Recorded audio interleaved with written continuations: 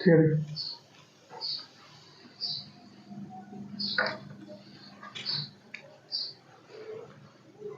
चलो बढ़िया। देखो अब क्या पढ़ने वाले हैं अपन अभी, क्राइजोफाइट्स के बारे में ना। तो this group include diatoms and golden algae desmids. Desmid golden algae का दूसरा नाम क्या हो गया, डिस्मिड्स, है ना। They are found in fresh water as well as marine environment. Marine का मतलब क्या बोले थे बोले, मरीन खारा पानी, खारा पानी या फिर समंदर का पानी, है ना, समंदर का पानी। तो ये क्या है, डायटम का कोई मीनिंग नहीं है, डायटम एक नाम है सिंपल। डायटम्स एक नाम है एक ऑर्गेनिज्म का, जैसे अपन बोलते हैं ना, फॉर एग्जाम्पल कॉकरोच बोले, ये बोले, तो उस तरीके से एक नाम है डायटम्स। हाँ सिंपल नाम है, डायटम्स भी नाम है, गोल्डन अलगी भी एक नाम है। एक गोल्डन कलर की थोड़ी थोड़ी, जैसे गोल्डन अलगी जैसे एक ऑर्गेनिज्म दिखेंगे उसको गोल्डन अलगी बोलेंगे, डायटम्स को अपन एक वो ऑर्गेनिज्म सिंपल। तो they are found in fresh water as well as in marine environment. तो फ्रेश वाटर में भी देखने मिल जाएंगे, साथ साथ मरीन इन्वायरमेंट में भी देखने मिलेंगे, खारे पानी में, मीठे पानी में, दोनों पानी में रहेंगे। They are microscopic and float passively in water current. उनको बोलते हैं प्लैंकटन। दे आर माइक्रोस्कोप, एकदम बारीक रहेंगे, माइक्रोस्कोपिक रहेंगे, उसको तुम नेकेड आई से नहीं देख सकते, उसको माइक्रोस्कोप से देखना पड़ेगा simple. And float passively in water current. और जिधर पानी जाएगा, जैसे फॉर एग्जाम्पल इधर जा रहा है पानी, तो पानी के साथ में वो इधर बहना चालू कर दी, यानी जैसे अब देखो मछली है, तो मछली पानी के अपोजिट डायरेक्शन में बहती है। मछली क्या करती, मछली के पास में क्या रहते, विंग्स रहते ना, उसके फिन्स रहते ना, उसके बाद में विंग्स नहीं रहते, फिन्स रहते। तो फिन्स की मदद से वो किस भी डायरेक्शन में फ्लोट कर सकती है, वो पॉजिटिव यानी पैसिवली भी और एक्टिवली भी। पैसिवली बोले तो उसमें एनर्जी खर्च नहीं हो रही। अब जैसे पानी जिधर जा रहा है, तुम भी उधर जाना कर दिए, चालू कर दिए, तो एनर्जी लगेगी कि नहीं लगेगी। पानी अगर इधर जा रहा है, ये ऑर्गेनिज्म भी इधर जाना चालू कर दिया, तो एनर्जी लगेगी। लेकिन पानी की अपोजिट डायरेक्शन में जाने के लिए उसको ताकत लगाना पड़ेगी, समझे ना बात। पानी जितना जा रहा है उसको भी रोकना पड़ेगा, साथ साथ फिर अपोजिट जाना पड़ेगा, तो ताकत लगेगी। लेकिन ये जो हमारा ऑर्गेनिज्म है वो कहना जाते हैं, बोलते हैं passively in water, floats passively in water, यानी जिधर पानी जाता है उसके साथ में जाना चालू कर देते। तो ऐसे ऑर्गेनिज्म को क्या बोलते हैं अपन, हाँ प्लैंकटॉन्स। क्या बोलते हैं उनको अपन, प्लैंकटॉन्स। क्या बोलते हैं, planktons.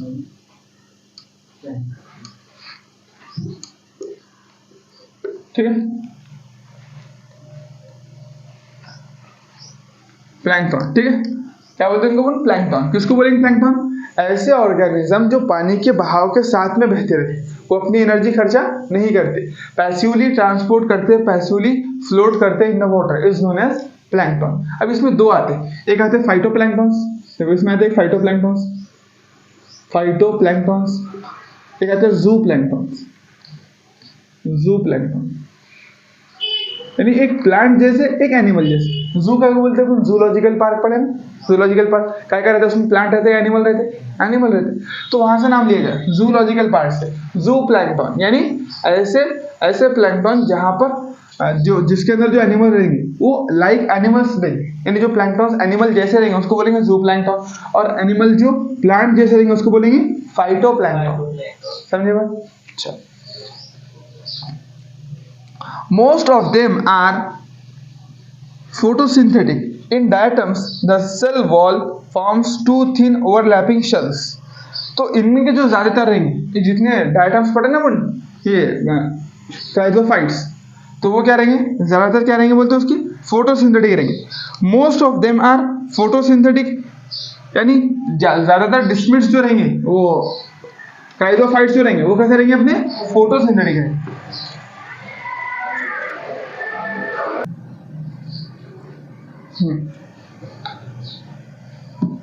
Most of them are photosynthetic. In diatoms, the cell wall forms two thin overlapping shells. Diatoms में क्या है कि दो thin overlapping shells रहते हैं। तुमने वो देखा साबुन का डब्बा, तो उस तरीके से दो शेल रहेंगे इसके अंदर, जैसे एक ऊपर और एक नीचे। शेल बोले तो उसकी कवरिंग, शेल बोले तो क्या होती है उसकी कवरिंग। तो इस तरीके से दो शेल रहेंगे जिससे उसकी सेल वॉल बनी हुई रहती है, समझे बात। तो डायटम्स के अंदर क्या है बोलता, in diatoms the cell wall forms two thin overlapping shells which fit together as in a soap box. जिस तरीके से सोप का जो डब्बा है एक दूसरे में फिट हो जाता है एकदम ऐसा, उसी तरीके से इसकी जो सेल वॉल की जो कवरिंग है, शेल है, वो भी इस तरीके से क्या हो जाएगा, तुम्हारा फिट हो जाएगा। देखो क्या बोला उसने कि in diatoms the cell wall forms two, देखो ये तो सेल वॉल है तुम्हारी, ठीक है। सेल वॉल के अलावा सेल वॉल ने क्या किया, दो ऐसे शेल बना दिए, एक ये बना दी फॉर एग्जाम्पल, और एक ये शेल बना दिया। सेल वॉल ने, हाँ सेल वॉल ने क्या करी, 2 शेल बने उसकी कवरिंग के लिए, सेल वॉल के ऊपर एक और कवरिंग के लिए शेल बना दी। या फिर सोच सकते तुम कि सेल वॉल ही इसकी इस तरीके की है, कुछ भी बोल सकते हैं। हाँ शेल कवरिंग जैसे सेल वॉल है उसकी, क्योंकि जो उसकी जो सेल वॉल है वो शेल टाइप की है कि 2 सोप बॉक्स टाइप के, एक नीचे और एक ऊपर, इस तरीके से जैसे अपना साबुन का डब्बा रहता है ना, एक दूसरे में फिट हो जाता है, उस तरीके से इसकी सेल वॉल है। ठीक है। In diatoms the cell wall forms 2 thin overlapping shells which fit together as in a soap box. जिस तरीके से साबुन का डब्बा एक दूसरे में फिट हो जाता है, उस तरीके से ये सेल वॉल के दोनों शेल भी आपस में फिट हो जाते रहते। The walls are embedded with silica and thus the walls are indestructible. The walls are embedded with silica. अब ये जो एक दूसरे से जुड़े हुए रहते हैं सिलिका की मदद से, कैसे, सिलिका की, ठीक है, सिलिका यहाँ पर भी क्या है, silica. The walls are embedded with silica, यानी पूरा सिलिका रहता है इनके अंदर भरा हुआ, सिलिका सारी तरफ, हाँ गढ़े हुए, यानी उसके अंदर ऐसा मान लो कि वो सिलिका की बॉल्स रहती, शेल जो रहता है उसका सिलिका का रहता, गढ़े हुए बोलते हैं ना पूरे, तो एम्बेडेड विद सिलिका, इसका मतलब इसमें सिलिका रहता, ये सिलिका में गढ़े हुए नहीं रहते, सिलिका इसके अंदर है। नहीं सिलिका एक कंपाउंड है, केमिकल कंपाउंड है, सिलिया लगेगा, वो सी से आता है, ये सिलिका है, वो ये सिलिका है, वो सिलिया है, समझे ना, वो सिलिया है, सिलिया अलग हो, सिलिका अलग हो, सिलिका, हाँ नहीं ये पत्थर जैसा रहता है, सिलिकॉन, हाँ सिलिका, पी ब्लॉक के अंदर पढ़ने वाले अपन सिलिका के बारे में, ठीक है, तो ये सिलिका है, समझे। ये सिलिका की होने की वजह से ये इनडिस्ट्रक्टेबल बन जाते हैं। कैसे बन जाते हैं, इनडिस्ट्रक्टेबल। डिस्ट्रक्टेबल बोले तो इसको अपन तोड़ सकते हैं, डिस्ट्रक्टेबल डिस्ट्रॉय कर दूंगा, तोड़ के रख दूंगा, है ना। डिस्ट्रक्टेबल बोले तोड़ सकते हैं, इनडिस्ट्रक्टेबल बोले तो तोड़ नहीं सकते। इन्हें सिलिका होने की वजह से ये इतने मजबूत हो जाते हैं कि अब हम इनको नहीं तोड़ सकते, समझे बात, ठीक है।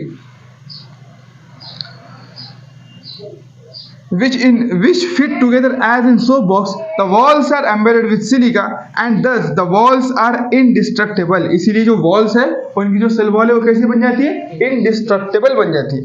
Thus diatoms have left behind large amount of cell wall deposition in their habitat. This accumulation over the billions of years is referred to as diatomaceous earth. अब देखो क्या होने वाला है, देखो ये सेल वॉल है, ये सारी फीचर पढ़ लिए तुमने, उनकी जो सेल वॉल है वो सोप बॉक्स टाइप की है, एक दूसरे में फिट हो जाने वाली है, और उसके अंदर सिलिका है, इसीलिए वो इनडिस्ट्रक्टेबल हो गई, उसको तुम तोड़ नहीं सकते। जैसे अपन इंसान मर गया, खत्म, इंसान मर गया, 1 दिन 2 दिन 2 साल 3 साल के बाद में उसकी बॉडी का एक पार्ट क्या हो जाएगा, डिस्ट्रॉय हो जाएगा पूरी तरीके से, माइक्रो ऑर्गेनिज्म उसको खा लेंगे। लेकिन यहाँ पर सिलिका होने की वजह से क्या पत्थर को खाते हैं, माइक्रो ऑर्गेनिज्म पत्थर को खाते नहीं खाते, है ना। तो इसी तरीके से सिलिका है, पत्थर जैसा है, तो इसीलिए ये जहाँ पर भी रहता है, फॉर एग्जाम्पल ये उसकी गुफा है, ठीक है, इस गुफा के अंदर अपना क्या रहता है, डायटम्स रहते हैं। ये किसका सेल है, डायटम का, डिस्मिट की बात नहीं कर रहे, किसकी बात कर रहे, डायटम्स। तो जहां पर भी डायटम्स रहते वहां पर बिलियंस ऑफ ईयर के बाद में, यानी वहां पर रहेंगे, जिएंगे, मरेंगे, कई सारे मरते जाएंगे, बनते जाएंगे, तो यहाँ पर नीचे धीरे धीरे उनके सेल जमते चले जाएंगे, जमकर ऐसा पूरा एक पत्थर टाइप बना लेंगे। क्या बना लेंगे वो, फॉर एग्जाम्पल देखो, ऊपर सेल था, मर गया, नीचे आके बैठ गया, ऊपर सेल था, मर गया, नीचे आके बैठ गया, ऐसा बैठ कर पूरा ऐसा एक पत्थर बना लेंगे। क्या बना लेंगे, पत्थर, जिसको बोलते हैं डायटोमेशियस अर्थ। क्या बोलते हैं इसको, डायटोमेशियस अर्थ बोलते हैं, डायटोमेशियस अर्थ। इस पत्थर का नाम क्या है, डायटोमेशियस अर्थ। इसका मतलब जो उनका हैबिटाट था, उनके हैबिटाट में, अब देखो ये माइक्रोस्कोपिक रहते, अब अगर माइक्रोस्कोपिक है वो, यानी दिखाई भी नहीं देंगे, अगर इतना भी पत्थर बनना है तो इसको भी कई साल लग जाएंगे। अब ऐसा तो नहीं है कि सेकंड के अंदर डिवाइड करो, सेकंड में बना, नहीं, उनकी एक प्रॉपर लाइफ है ना। वो देखो क्या कर रहे हैं, ये तुम्हारा माइक्रोस्कोपिक सेल है, ये जिंदा होगा, डिवाइड करेगा, फिर दूसरे सेल बनाएगा, कुछ दिन जिएगा, फिर मरकर नीचे बैठेगा, है ना। तो इसको बिलियंस ऑफ साल लग जाएंगे। कितने लगे, बिलियंस ऑफ साल लग जाएंगे, हजारों लाख साल लग जाएंगे, ऐसे बोल सकते हो। लाख भी नहीं, हाँ लाखों लाख साल लग जाएंगे इसको, किसके लिए, डायटोमेशियस अर्थ के फॉर्मेशन के लिए। सिंपल। तो वही बात बोला उसने कि thus the diatoms have left behind, तो नीचे नीचे बैठते जाएंगे, large amount of cell wall deposition in their habitat, this accumulation over billions of year is referred to as diatomaceous earth, being gritty this soil is used in polishing. एक gritty बोले तो gritty, gritty का मतलब क्या होता है?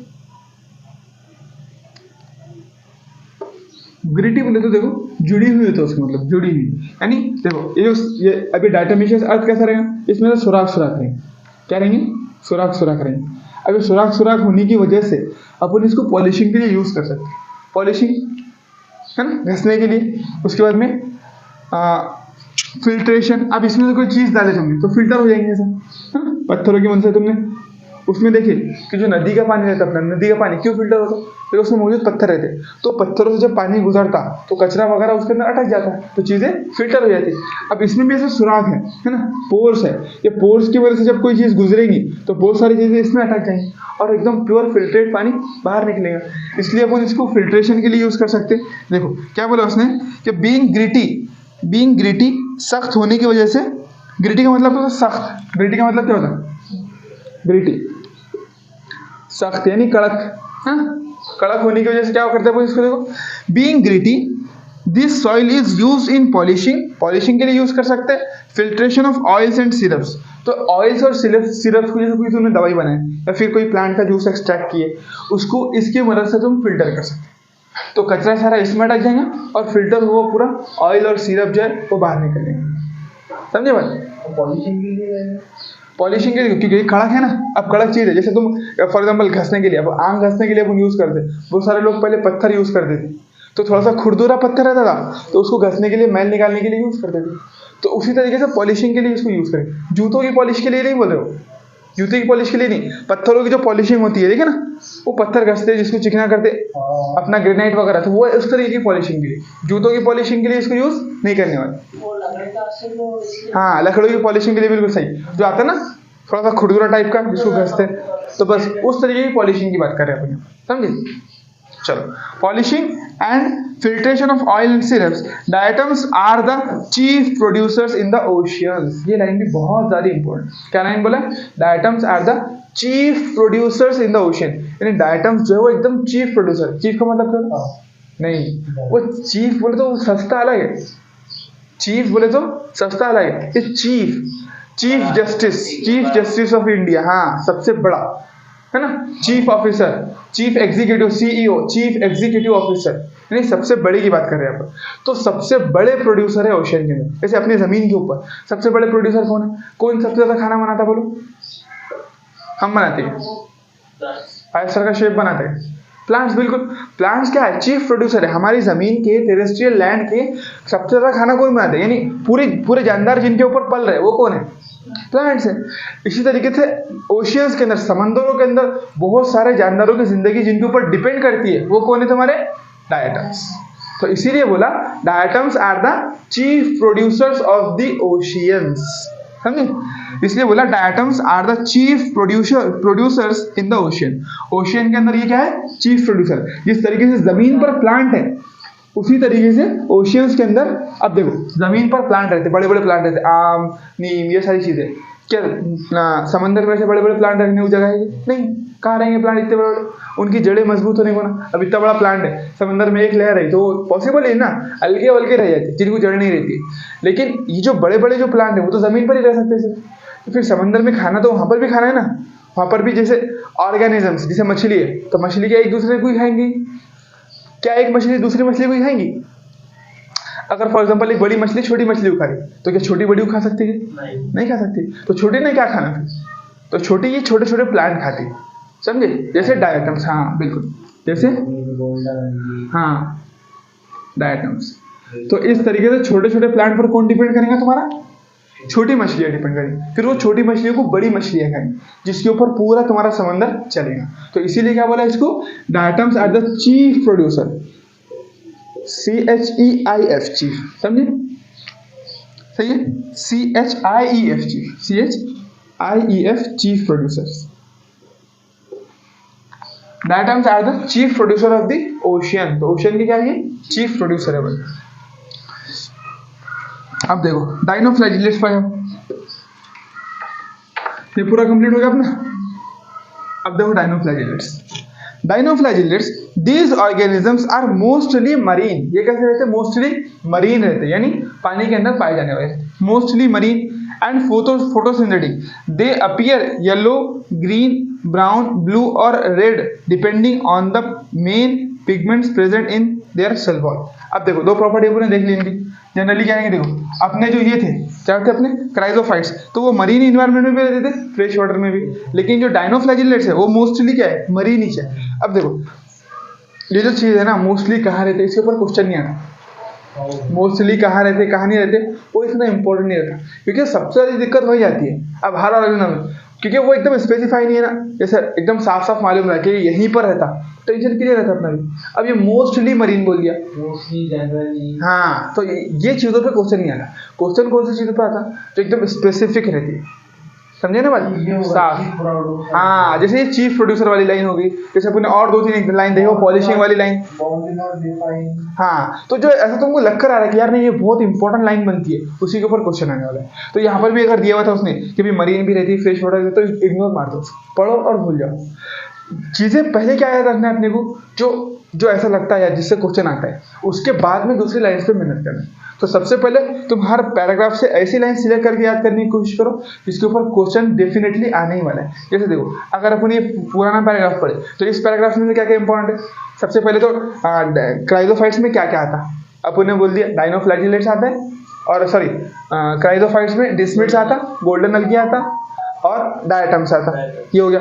उसके बाद में क्या पढ़े अपन ने?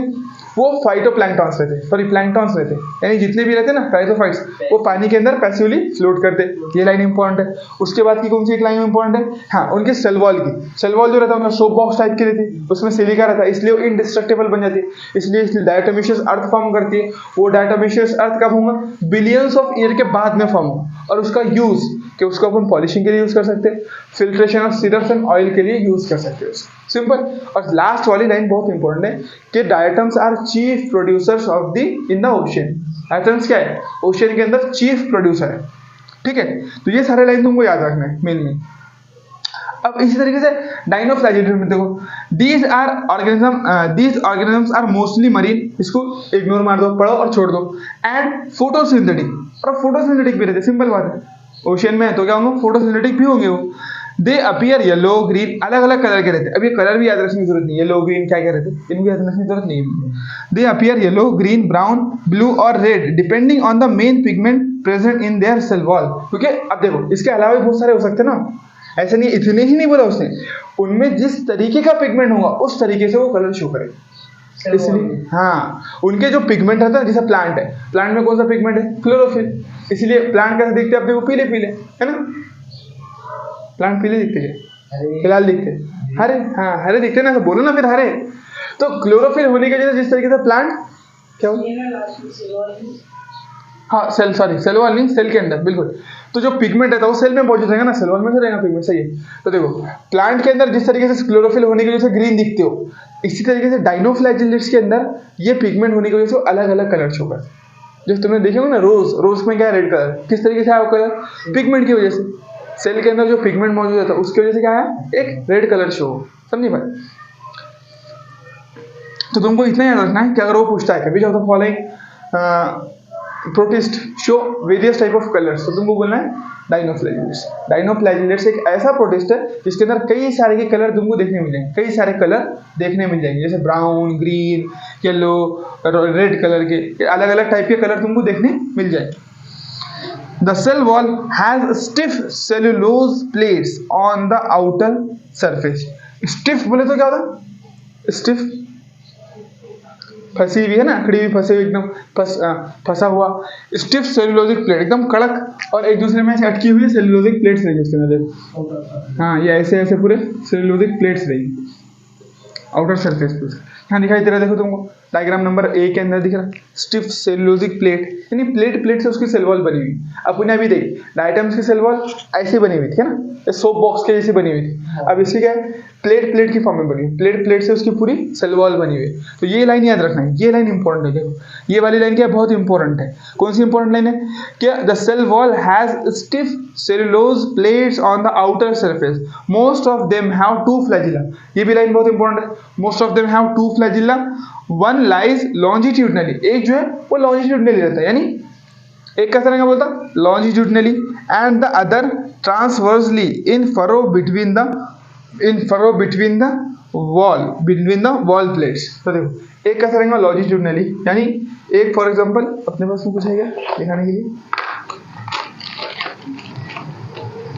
देखो फॉर एग्जांपल ये तुम्हारा क्या है, ये फ्लैजिला है, ठीक है। तो एक फ्लैजिला ऐसा रहेगा लॉन्जिट्यूडनली, डायरेक्ट ऐसा, ठीक है, ठीक है। और दूसरा कैसा रहेगा, देखो ये फरो है, फॉर एग्जांपल मान लो ये जो है तुम्हारा ये फरो है, ये जो दिख रहा है ना ये गैप, इसको फरो बोल दो, ठीक है। तो ये दूसरा जो रहेगा वैसा ट्रांसवर्स रहेगा, ट्रांसवर्स, हाँ ये नहीं ऐसा आड़ा रहेगा, ऐसा बिल्कुल, समझे बात? तो ऐसा रहेगा दूसरा, इसके फरो के अंदर रहेगा, समझे?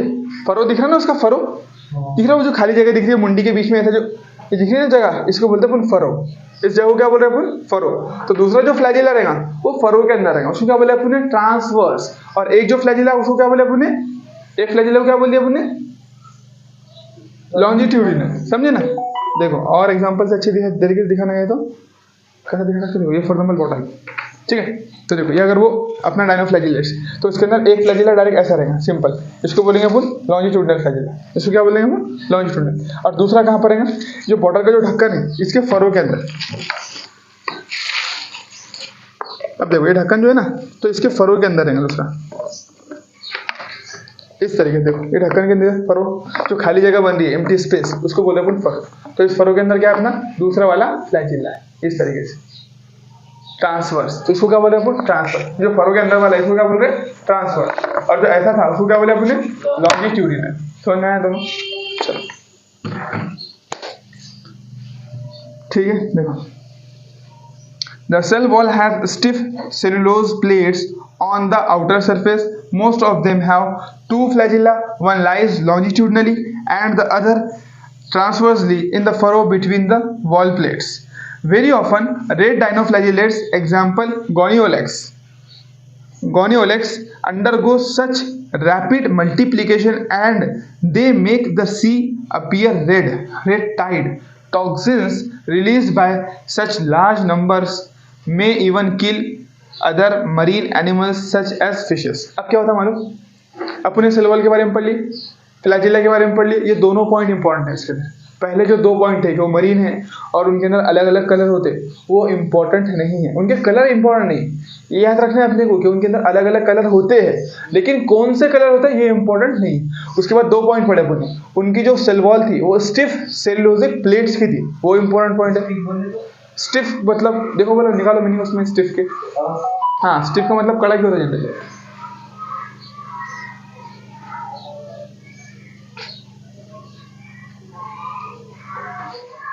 सख्त, हाँ कड़क, बिल्कुल कड़क। हाँ और वो सेलुलोजिक प्लेट्स की बनी हुई है। हाँ और उसके बाद में अपन फिर फ्लैजिला वाला पॉइंट पढ़े कि फ्लैजिला क्या रहते हैं? दो तरीके के फ्लैजिल, दो फ्लैजिला है, एक है लॉन्जिट्यूडिनल, एक है ट्रांसवर्स फ्लैजिला, ठीक है। हाँ उसका एक एग्जांपल है, और भी उसके बारे में बात करें बंदे को। वेरी ऑफन अक्सर क्या होता है कि रेड डायनोफ्लैजिलेट्स, कौन से वाले? रेड डायनोफ्लैजिलेट्स का एग्जांपल क्या है? गोनियोलैक्स, उसकी एक टाइप बताया उसने, गोनियोलैक्स अंडरगो रैपिड मल्टीप्लिकेशन, यानी वो बहुत ज्यादा डिवाइड करते, यानी फॉर एग्जांपल देखो ऐसे है ना, समंदर में इतना ज्यादा डिवाइड करते, इतना ज्यादा कि जैसे तुमने वो तालाब के ऊपर क्या देखे, हरा हरा जो देखे ना, हरे कलर का जो गाल देखे तुमने तालाब के ऊपर, है ना, ग्रीन कलर का पूरा देखे ना, ब्लूम्स, अलगल ब्लूम्स, तो उस तरीके से ये डिवाइड करते। तो ये समंदर में पूरा लाल लाल कर देते, जिस तरीके से वो प्रोकैरियोट जो अपने साइनोबैक्टीरिया वो जिस तरीके से हरा करते, ये उस तरीके से समंदर को पूरा लाल कर देते। ऐसा लगता है कि कोई बड़ी सी मछली 4-5 व्हेल मर गई है, पूरा खून ही खून दिखता है, समझे? तो इतना लाल हो जाता है समंदर। इसको बोलते हैं रेड टाइड, कि लाल कलर का तूफान आ गया। क्या बोलते हैं इसको? बोल, लाल कलर का तूफान आ गया, रेड टाइड।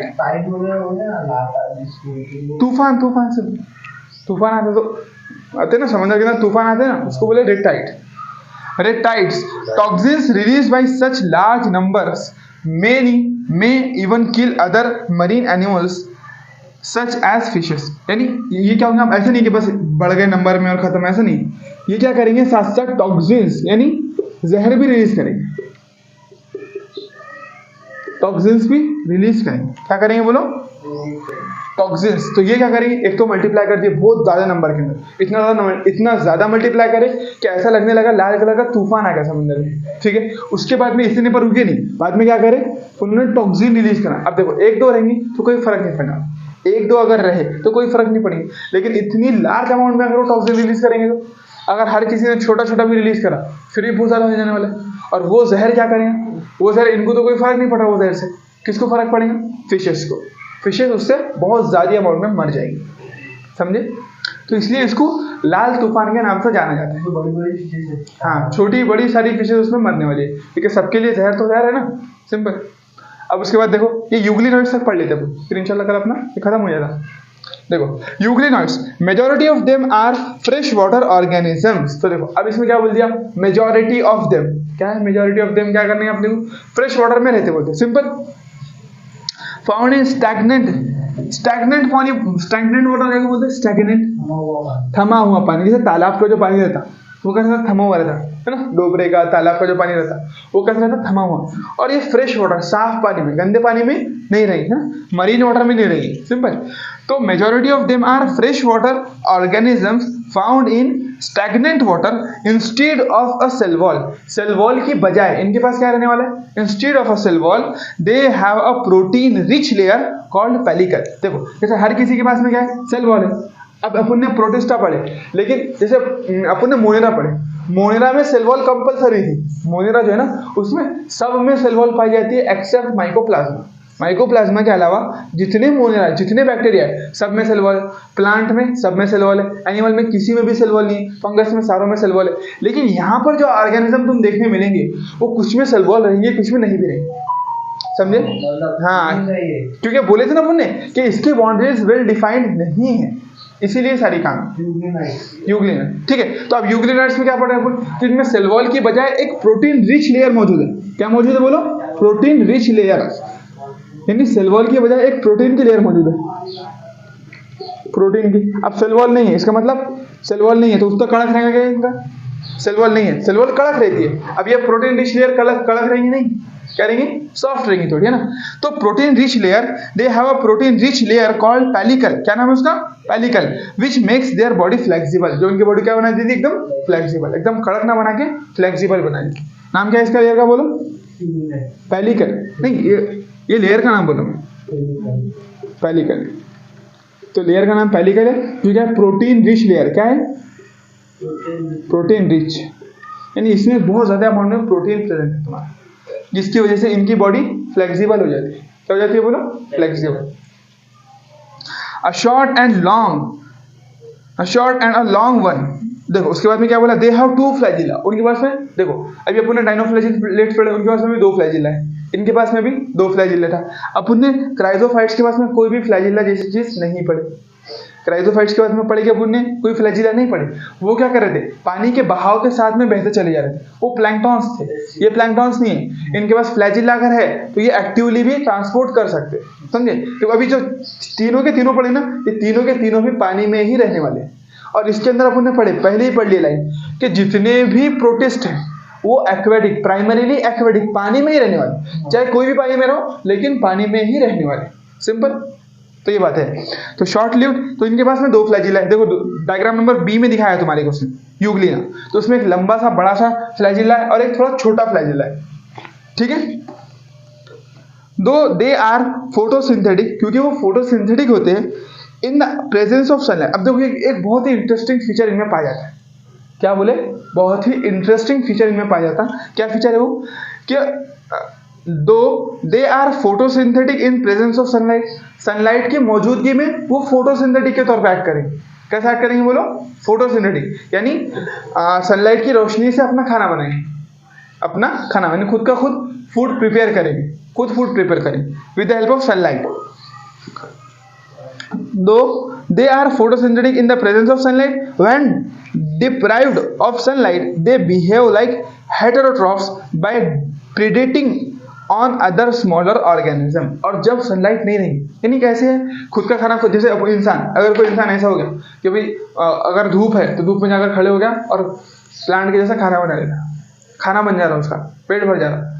और अब धूप नहीं है तो जा रहा है किसी को भी मुर्गी उर्गी पकड़े, भूनकर उसको खा लिए, सिंपल, समझ में आया बात। तो ऐसे बन गई, यानी अगर सनलाइट है तो प्लांट के जैसे एक्ट करते, सनलाइट नहीं है तो एनिमल के जैसे एक्ट करते। कितना इंटरेस्टिंग फीचर होगा, अपने पास रहता तो टेंशन ही नहीं अपने को, धूपकाले में 4 महीने बस खाने का और सोने का काम, ठंडकाले में काम करो, सिंपल है ना। तो ऐसा काम है कि though they are photosynthetic in presence of sunlight, जरूरी नहीं कि फोटोसिंथेटिक ही करेंगे, नहीं, अगर सनलाइट मौजूद है तो फोटोसिंथेटिक, सनलाइट नहीं है तो फिर हेटेरोट्रॉफिक, समझे। इंटरेस्टिंगली अब देखो, ये एनसीईआरटी वाले को ये बात इंटरेस्टिंग नहीं लगी, इसके बाद की बात इंटरेस्टिंग लगी। Interestingly the pigments of euglenoids are identical to those present in higher plant, यानी उनके अंदर, अब वो फोटोसिंथेसिस कर रहे हैं, इसका मतलब क्या है, उनके अंदर जो पिगमेंट रहता वो सिमिलर रहता जैसे हायर प्लांट में, यानी जो बड़े बड़े जो प्लांट में जो पिगमेंट रहते हैं ना फोटोसिंथेसिस करने के लिए, क्लोरोफिल, उस तरीके से इनके पास ना पिगमेंट है, क्लोरोफिल ए टाइप का पिगमेंट है इसमें। क्या कहते हैं, chlorophyll A and chlorophyll B, ये जो 2 पिगमेंट है ये हायर प्लांट में पाए जाते हैं, लेकिन सेम पिगमेंट इनमें भी मौजूद, समझे। हालांकि प्लांट नहीं है, इंटरेस्ट, उसको भी बहुत अजीब बात लगी, इसलिए उसने बोला इंटरेस्टिंगली, बहुत कितने मजे की बात है कि इनके अंदर वो पिगमेंट मौजूद है जो बड़े बड़े प्लांट में मौजूद है, जैसे chlorophyll A and chlorophyll B, ठीक है।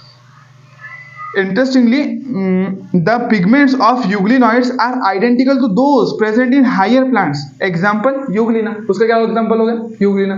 देखो अपन ने क्राइजोफाइट्स के एग्जांपल क्या क्या पढ़े, डायटम्स और डिस्मिट्स गोल्डन अलगी, डिस्मिट्स का नाम क्या है दूसरा, गोल्डन अलगी, सिंपल। उसके बाद में अपन ने डाइनोफ्लैजिलेट्स में क्या एग्जांपल पढ़े, गोनियोलेक्स, और यूग्लिना में क्या एग्जांपल है, यूग्लिनॉइड्स में क्या पढ़े, यूग्लिना, सिंपल, ठीक है। चलो